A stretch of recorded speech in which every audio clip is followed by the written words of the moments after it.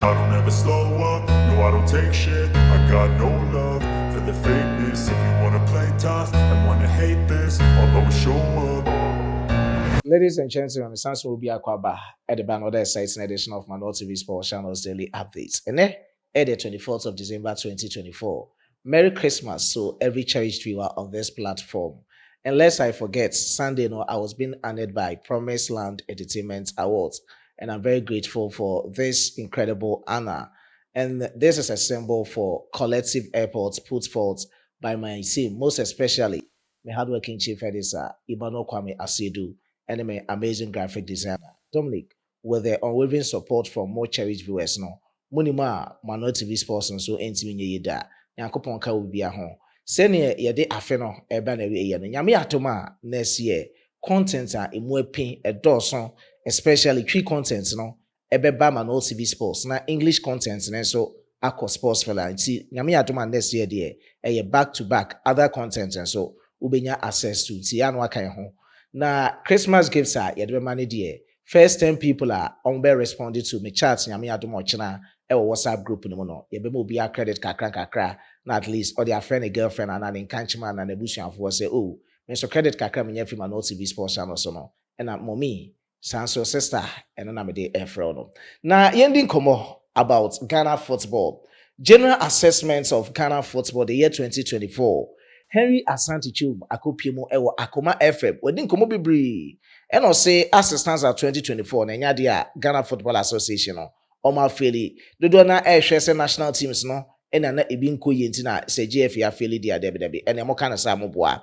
Aside that ono entimi ngina simpie so enka se Addo'S oko anase hwan ena eko na nyame atoma yentam kuchu na yenhwe omanim consultations ahodo akoso kwam bia so no omo de adwenkyere de kosie ni nyina ebebre Ghana for aso se Addo'S etna ne backroom staff won eko hwan kra ena efi Black Stars sim ne mako enkomo ne doson na afrase beti wo yawie no enkomo bibri ena masan e de abro enti anu atem kuchu yentie de Henry Asante Chum or the Kotudja ewo Akoma FM so.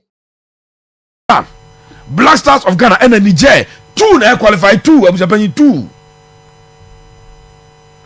French is a day mebo and day 2 say they qualify. We did not make it abujapanyi. We couldn't make it. I have drink kakra yanko so to mamenko ahoma no somra mene kasamafo at the Ghana Football Association Henry Asante Chum and Edin Komo Henry yamo adwumu akwa baba Akoma FM so Kumase 87.9 Kumase Ojo afishapa avin kometu ye migiri so obi a ho ye awrade adom ye so ye ho ye Yankopon si yenso kokromu kakra Henry yansha de 2024 football season eba clubs eba national teams ni ade okasama F no. How do you access the association 2024? Well, let's say or team for some shot here make us say the football Metebia and then in Sabia and the way a TM1. Yeah, we never be brave already. Actually, the football, no, we need to cut the ecosystem. But we have try not to conclude based on results there. I'm sure now we conclude, you know, acquire a bit bias. But point by point, taking into consideration the various facets of the football there. Anyway, meeting like I said, our 2024 and I say the performance in 2024 no, was very, very good. The various facets in the football ecosystem. The kind the 5 different areas.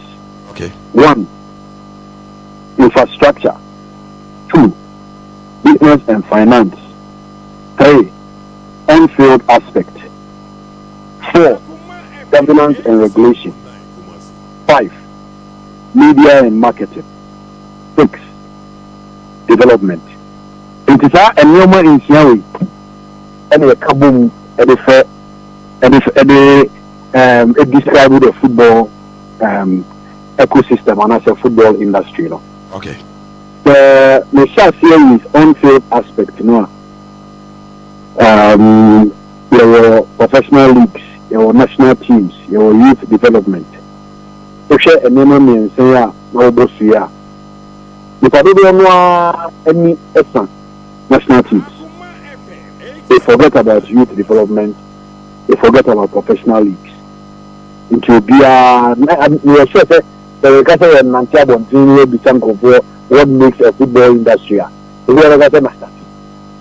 Because that is where we are used to. But there is youth development, there is professional leagues. Yes, I agree, sir. The league, and as in leagues, there are a lot of challenges. Obviously, this is not the first time I'm already discussing subject to it. There are a lot of challenges from television broadcast, refereeing, coach issues, infrastructure deficit, player development, coaching, a whole lot. And a banner national team super will be any effort Black Star.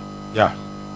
But I think that you have to start looking at the decision to form new developmental national teams. I mean, there were 6 new national teams. A man of Africa. Aside that, there are all other maidens, princess, black queens. These maidens are the Bani Oma Sevier Oma Babaka. The princess were at the World Cup this year, 7th consecutive time. They say say black queens are qualified next year. AFCON. Very impressive.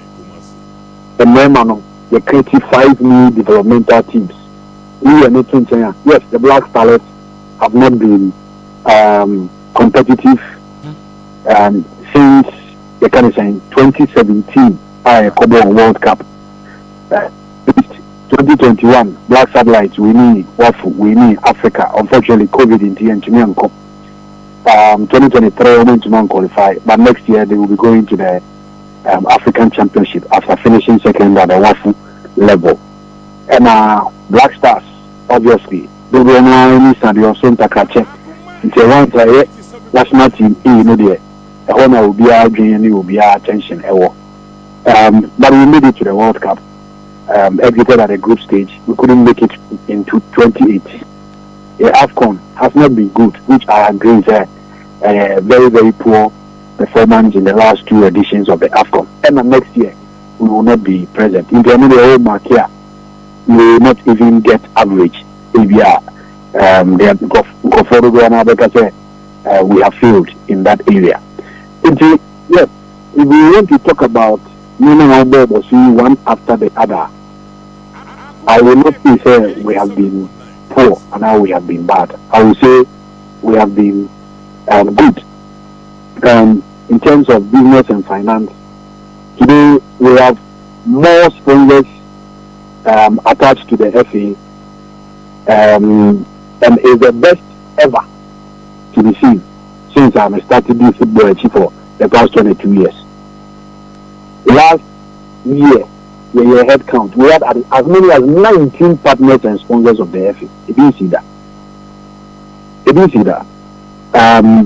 Underneath, we also have sponsorship, advertising. Sometimes we have Black Stars, and a national team, Now the number of pitch panels, advertising at the stadium, more than encouraging. Infrastructure. It is the sole responsibility of every government to ensure that the social commitment to provide infrastructure but on our own, the host to tournament or pam. It is because we have improved in that area as far as infrastructure is concerned. And pam, no team is able to train in the night. They train at 5:30 or so because there was no light. Today, teams are able to train under floodlight because through FIFA project we have been able to give us floodlight. And I know tournament the final game was played under floodlights. Very, very positive, very impressive. The whole of Upper East, not only football pitch, Makokra. I mean, we have established a category A AstroTurf together with a football academy or with Congo, Bogatanga, and also where they are in the area of infrastructure and youth development. Technology and innovation. In the past, we relied on private entities, private individuals to collect data for the FA. Today, we have a whole bit under the communications department area responsible for data collection and data analysis, which is also a very good thing where you invest in. So the results you can easily conclude but I think that I have taken my time to give you some of the key areas touching a lot of importance and have invested heavily in. Another one crime you see education and development. Education and development, your coach education, your player development, your referee development. Coach education. We take you over 2019 for over 7 years. Now you realize it's a coaching course for Ghana. Now you hear coaching course back up Ghana. Today we have done refresher courses for license A holders, license B holders, license C holders, and we have trained over 2,000 coaches in license D. In Kwa, we are training about 150 female coaches, license D. International World Women's Day, we are a free license D coaching course for a man. We take advantage for the past 3 years. Every year, we are 20. When women's Premier League clubs, Ekasa, Ubia, Coach Weber, we are Gada, free coaching course at the amount is under education and development. Okay. Referees, investment are you making in that area is unbelievable. We have a long way to go, but I think we have invested a lot. We have done a lot in that area as well. Referees performance is another subject. Maybe we need another day to talk about it. But from securing communication gadgets to getting them uniforms for free. Again, for the past 4 years, uniforms are given to referees for free. We give them communication gadgets. Their allowances have increased as well, even though there is more room for improvement. But it is better than before if you want to make comparisons. I think that, yes, over the various pieces and areas now, we have done a lot, but there is still more to be done. Henry, young Shadi, referees are more handle in Premier League in other games at Ekoso. It's reported say more the referees nika munchi omoka. No kre, adinja. Well, there are only a few countries in the world that employ referees on full-time basis. I know of England, for instance, and I think Spain. But even FIFA, even CAF, and sometimes in Rio Jumama CAF, it takes about 2-3 weeks in put on Saka allowance. It is regarded as pay as you go. In Rio Jumama, it will take a while. Account department they go through certain processes before and sana. And it's the same thing. It's not too different from your system now. Because referees are not full-time employees of the FA, their services are required as and when. It is area match grade 9 or 20 central referees are always selected. Area 40 assistant referees are always selected. Was selecting it will publication will be about so that we must say me buy and I say you to me then you have to change and so forth and so on. What we have decided to do is we pay the referees after every 5 games. sometimes it delays because poor quality, and we pay them directly. In times past, the referee was paying referees through their mother body, which is rank. But now we pay the referees directly. The quality is their match day 1, match day 2, match day 3, match day 4, match day 5. Referees are paid together with match commissioners, venue media officers, cameramen, and other service providers, and sometimes referee assessors. They are ultimate referees for Noka. Now we have match commissioners, now we have referee assessors, now we have media officers, and the cameramen. It is a match day 1. Also, quality for 9 matches. Same for Division 1, same for Women's Premier League. And then a delay. But I know that last season, a clear. This season is starting each year. Sometimes it delays, but referees no one kasa ever kind of clear. The way I know my allowance is a delay, a BBI actually. In delay, we take it over 2019. There were two, a card Brianna, if you know, a referees car. The clear that a canon and Sana, this season, yeah. You know what I say. Last season, Henry, what I almost say, I can't be saying, I can't say, bears in the wall. A cabaret saying, I was a Busika, Sikadogo, Make weeks, we don't now cast a mutua 5 weeks, 5 weeks. I can't be saying a muncha yanchi, a number be as some of the referees canon. Oh, a normal say the referees car. Calf the referees car. What for the referees car? FIFA sometimes or almost to me the referees car. It's normal. But the point is that the way and and to see some I know say. I mean say if I am not mistaken, I think 14 weeks. 14 weeks. I think the first 5 weeks has been cleared. Okay. Second 5 weeks, and I almost and I know that as soon as they are done, accounts and also so every year. But you share no premium because they were Division 1 and I sound a man also. Therefore, you need Henry Asante Chum Kasama for the Magana Football Association and aiding Komoye. Henry, you the future of Blasters head coach Otwado. Moya someone in penning for Besia near the say anything. They say I'm no say me mean to me see Libya Supi. Say aha Emina and I say I could do. They need to me I can say the consultations have been done. All the major stakeholders are executive council we decided to engage you in there have been divergent views from the major stakeholders, from government to the ministry to our partners and even there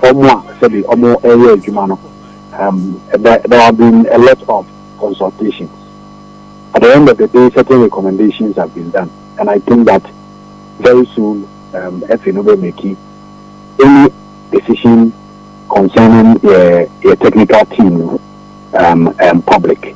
It's not only about Otto, because Otto doesn't work in isolation. He works with a team. He works with assistant coaches. He works with physiotherapists. He works with video analysts. He works with goalkeeper trainers. He works with a whole lot of individuals are more offer service or area of expertise for the team. I think that the decision be a COSWA council not share a strong area in thinking and answer a form. Holistic engagements have been made. I'm giving a enter. We are doing a whole temple at the Babonti. Is he staying? I don't know. I'm not a member of the council. The council will take a decision on a matter, but if they are they need to take a decision there. Need to answer any specific question. I no more stakeholders meeting BSM about how to ignite our football, get things back. How far have you gone? We decided to say, I think the week 7th December. Yeah. But yeah, pim. Yeah, call it here, pim. Yeah, and now I was say, a train so kakra. Because there was a need for us to further consult. At the initial stages, certain issues came up in terms of venue, in terms of timing, in terms of inviting na I was say a train so kakra. This year I know say I dey about kwana is see a kwan kakra so na general elections no if you. Then of course there was Christmas in the offing, and also so nyame adumu a na wotwi mu and also be free ho nti me gidi is a one time anema me ni be free ho and then for edema yehu a break potting any a dapotting I this retreat no e be so. Anyway, this is a year as a near man said down ko ye. Me happy say blasters wo jitu mu say amanfo beka say mo afeli wo hwe AFCON na ye bo finals ni ade afi kra de ye kwa yintimi qualify for from the group stages na afi de qualification kra aboyen next year kwan ben na efi no mo faso atoto niema say de be na ye be hu improvement kakra both club football national side ni niema betin apagya kakra. When you are a major concern I share, because no matter what you do, said the parents are only a bar at its now only say when you know one what to put it you because any idea they would any bar into is soon only an inch say when you know one I say at least I will be on kasa. So I can understand no matter what you do, if your national team don't perform, you will be regarded as a failure. Because you couldn't there is no one national team. I mean, people don't even care. Once a national team is born home in football, other areas not as a cry and form. So we share in that concern. And you know, it is not the wish of any person at the FA, whether at the leadership level, at the school level, at the staff level, senior or junior management say we do better now away. But it is what it is. That is the situation we find ourselves. There is always an opportunity for you to correct your mistakes. And I know, sir, from the players to the technical team, if Otto is staying, I know he has learned his lessons. If he is not staying, whoever is coming will also watch our matches and pick some useful lessons from it, and then use it in correcting the wrongs going forward. And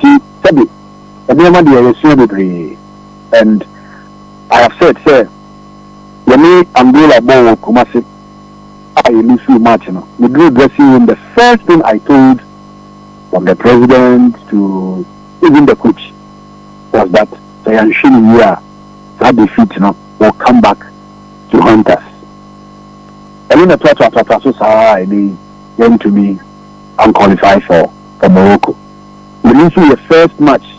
We were still hopeful, so second home match, and a ball draw. Another home match, and we lose here. So it means that we're making a major impact in qualifying for any competition. You cannot afford to drop points at home. That is here. Angola will be there because they did not take their own games for granted. Then we are not draw, but the two other games they won. So they picked 7 out of 9 points. Sudan, they picked 7 out of 9 points. Then we picked 2 out of 9 points. So what it means is that going forward, I will say a share your home matches in very, very important. Luckily, your 2 home matches are big bono. You're winning in a away, I call winning back home. And you lose back away. Your matches are dire, and will say making sure home match is not there. You want to turn it JJ more. You be in Kunim to be able to gather the points for the future. Team, we are starting here. You begin to doubt yourself, and I think that is one of the things that also affected us. Team Ako Mali Akoshe, Team Ashe Central African Republic.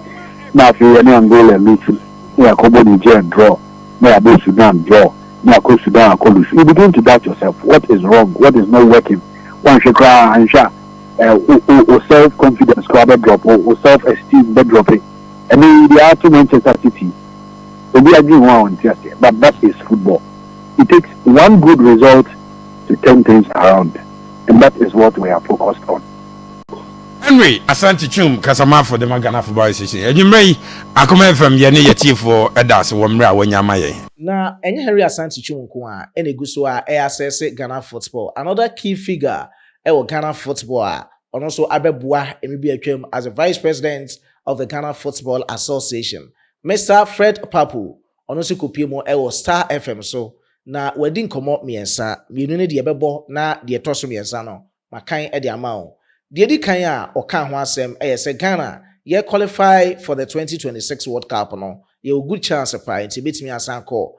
Aside that, problems are Ghana football and the Black Stars e face no. Enye no na ese focus so. Ye focus so e wo solution so more. Se ne betimi asan boy football. Am ye tumpon especially Black Stars. Ye ntie nkomo we nyina wie. We are not in common so the buy am no mediaka ho e de ama Clearly it's a story you all do know, the Black Stars, and that's what we're talking about now. The last 2-3 editions of the AFCON, the story of Ghana has not been the best. Yeah. It began 2019 with round of 16 elimination. Then the following 2 years, 2021 in Cameroon, group stage. Last year in Cote d'Ivoire, group stage. Now we are unable to qualify. So the graph clearly keeps going down. With all the experience we've garnered over the years in football administration and management, what could be the problem or problems leading to the team's continuous decline? Yeah, it's I'm sure it will be a lot of areas that one would have to look into very well. And of course, talking about the problems, we should talk about the problems with a view to finding solutions. Absolutely. You know, one slip that we make as Ghanaians or Ghanaians, football-loving Ghanaians, is that sometimes we over-concentrate on the problems and then we leave the solutions. You can listen to 20 people, 90 of them will be talking about problems, and then you go home before you realize that not a single one spoke about solutions. Absolutely. You know, so definitely, I think the playing body, there are issues that one would have to go into deeply with the playing body in terms of commitment, loyalty. Maybe they may be having some problems that they've not voiced out. So there should be some very deep soul searching with respect to the playing body. If you're looking at the 10-car team to me be having their own problems, or they may be a problem of their own, or they may be having their own kind of problems, which will require a lot of soul searching. As a matter of fact, I was quite pleased when I heard how did they describe it? Not long after the AFCON non-qualification, the FA indicated there was going to be, was it a stakeholders engagement? Yeah, exactly. I was quite happy about it because I felt that would have been an opportunity for deep, sincere soul searching, you know, from Accra, then to pick up actually a buffet of ideas from a broad range of stakeholders, but it's been postponed or whatever it is. I hope I would really urge President Okreku and the Executive Council to revisit that issue because it's absolutely important. The reason why I'm saying it's important is that you realize that our decline was a consistent trend. Now, we're getting a certain kind of results very undesirable as a result of that trend. If we continue that way, along that same tangent, it's very likely we'll be getting those same kind of results. So this should be an important step in trying to grab the problems by the horns, or even to identify where the problems are coming from, and then to see how best we could put in measures to stem the tide going forward. Because the football, we cannot say we are not doing football again. We cannot say we are not participating in the World Cup or AFCON qualifiers or whatever it is again. You know, so definitely, if we are still in it, then we had better be in it very well. So then how do we solve the problems? The engagement will be enough to profess. The engagement end. is one. The engagement is one. Sincere engagement, not just at that big forum, but bilateral, behind the scenes, talking to different kinds of people, and then looking very sincerely at where we will fall into. I know some people will be talking about the thinker direction or whatever it is, but that's another issue altogether. But to get a coach to leave, sacked, or to stay and all those things. Yeah, that is also a certain line of thinking, you know. But I have my views on that. Anyway. World Cup. Okay. Do you see? I know we are 90%, 80% sure. Hey, you are 80%. Me, I'm 80% okay. sure. But do you see Ghana with what happened in the AFCON? Do you see us qualifying to the World Cup? You see, the good thing about the World Cup qualifiers is that, unlike the AFCON, where we didn't win a single match, the AFCON qualifiers, where we did not win a single match, and for that matter, we couldn't qualify. Yeah. With the For the World Cup for the World Cup, qualifiers, we've won two matches. Yeah. One of which is extremely critical. To win an away match in the qualifying round in Africa, In Bamako especially. in Mali Bamako, and then it's a very big plus. And I was quite happy they followed with the tradition we set up in 2009 when we went there to go and beat them by 2-0. Yeah, you know, so it's we have quite a very good record and a good set in our basket to start with. Now, the only danger or the only caution is that if we continue doing things the way we do or the way we did with respect to the AFCON qualifiers, and we bring those kind of attitudes to the World Cup qualifiers, then it will be just transferring one set of problems or attitude or posture to a new competition. We may most likely end up at a point where we do not like, and then the good hopes that we all have of getting a ticket to the World Cup 2000 will become a mirage. You know, so definitely we have a good chance, but we should make sure we don't mess up that chance. Okay. afei ne nkɔmɔ ɛtɔ so mmiɛnsa odi fa otoado ho ɛna ɔsɛ ɛnyɛ sɛ GFA no ntumi nsake otoado sɛ otoado ɛyɛ bɔne anaasɛ ntumi mboa Black Stars a na ebi wɔ hɔ a enticement fee, signing on fee ɛne sika ahodoɔ a Ghana yɛbɛhwere bra yɛsake otoado ama n'akɔ no ɛno na nam so a GFA no assistance now ɔmo nsake otoado nti ɔno na adwenkyerɛ a odi kan ɛde baayɛ nie menkan ɛma o. Or say it is extremely difficult to change a coach. During my time as a vice president, we changed a coach that I didn't like at all. When you decide to sack a coach, you must pay him off and bring in another. You must pay a signing on fee or an enticement fee to bring another coach. With our situation now, you can't always be running to the ministry to pay such monies. I do understand why people want Otoado out, but it is not that easy. Also, what's here, the NCA Ghana for we person Otoado call, but your back can say any easy, but then come out the other two Jan, I don't know. You says Otoado ain't me and why, yes, you eventually sikabi, as the car crab, a corner penny, we boot to says Canada them on the crowd. As so send the Otoado choir, eventually, say Otoado intimate why, into enticement fee and signing on fee, you back for other people, and I say, dear all corner. You bet me at your money into no, and ya say a couple before pa, it's me ba, ebe coach Black Stars. And you say the son, your football, the journey beja, when Tim Penny will be any dear football anymore. Oh, almost a dark as oh, but now, San John, and ya dear to me Santias here in a professional way. Also, drop your decent comment. I will comment box no or drop your comment. No, also, I have for a platform with no, now all subscribe to channel no. Me pacho or subscribe here no post notification bell no fato all like video we obi like it now on share to other social media platforms. So description box the WhatsApp link and add them.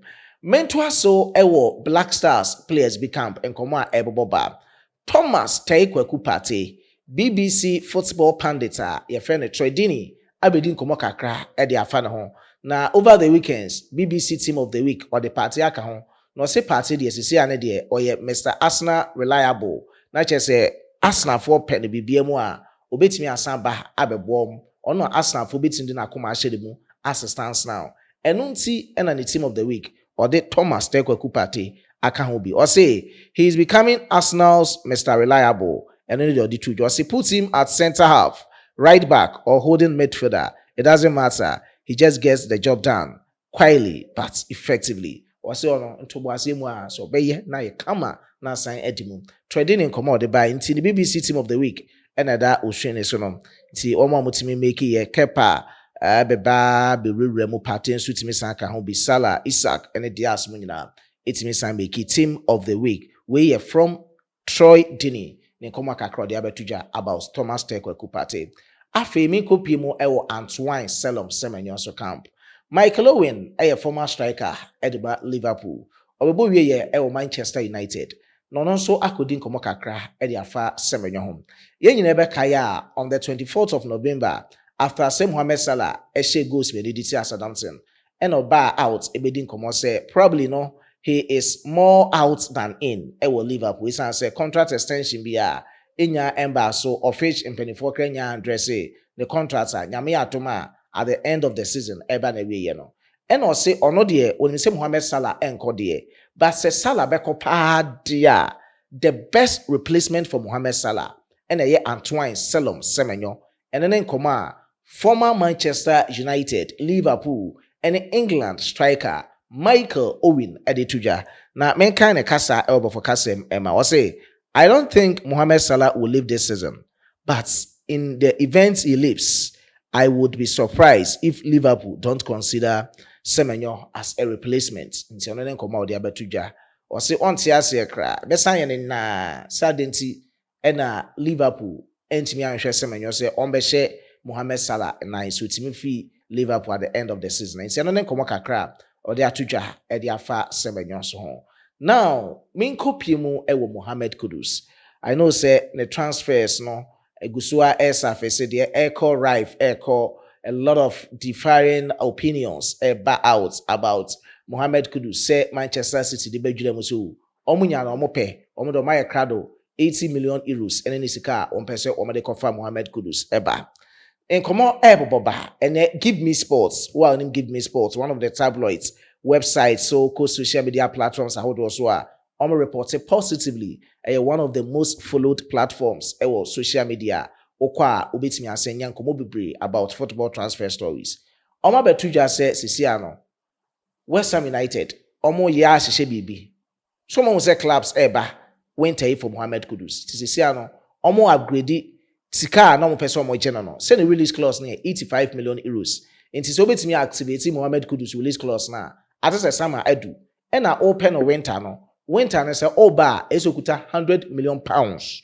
say ukuta 100 million pounds de ya ombeja Mohamed Kudus amanako e na omanka say mo say sa amount na almost setting up for Mohamed Kudus say obetimi afi West Ham United no clubs do na no wo mo emba because omo akasa no omo pese mo keep Mohamed Kudus and on nkoma Tim Stenton ono a technical director edema West Ham United oni Julian Lopetegui ene Tim Stenton on pese mo keep Mohamed Kudus into almost set sa amount na chese team bia obeba ino one kasa na be sign a resist and say be push you out for say obeto Mohamed Kudus this mid season winter transfer no into no nkomo kakra boboba now West Ham United for some penny 4% almost put it on the path of the year for Declan Rice no say do baby na clubs are over Manchester City ba na Arsenal for ba na amount na kwa no de come anima could do 105 million pounds and ubia and on person be Mohamed Kudus say near winter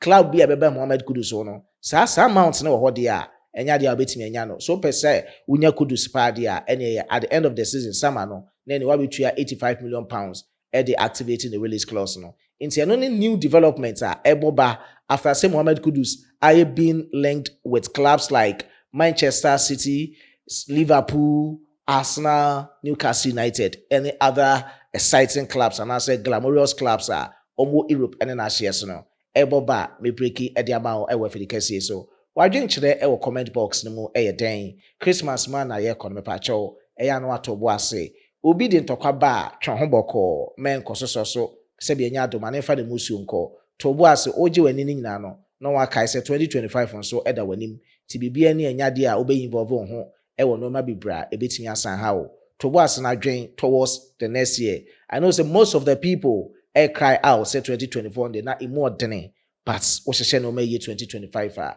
bibia betimi asan koso ye na Yakobon so edi ho afofi Kwame Esedu as usual my hard working chief editor or sand bonus me cameraman who try me camera and then they wash a yellow top na ese ni abre Samson Dominic and so design time bells ahodo editor video we so. Now, you best share bio subsequent videos no Christmas day, but back-to-back contents no. So then you know, you the bro for the case so. Expect more content. Atuma next year. A lot of content, different content, engagement. You will be you the bro for the case so. In my last video, the more comments by you know before Semecon, remember my shout outs. Edu Owen, Emmanuel, Edward Papason, Vosial Silvanus, Edward Papason, Audu Yorumalek, or no say piano comment, never 3 times. Mami shading when I'm in Bonnie. Okay, Diko Said Musa, Nyami Enshao, EVGK in Kansas TV, also heavy. Mr. Bronzy, Jonathan Onom, Olembe Wahab, Mr. Bronzy, Rufai Abdullahi, Albert Inkum, Nyami Shao, Sanso Ena, Big Fan Luxury, commenting so ewa. Anthony Taylor, we Anthony Taylor, Reverend Anthony Taylor. Me, see her. If I say she have you, until you meet again, it's bye for now. Bye bye.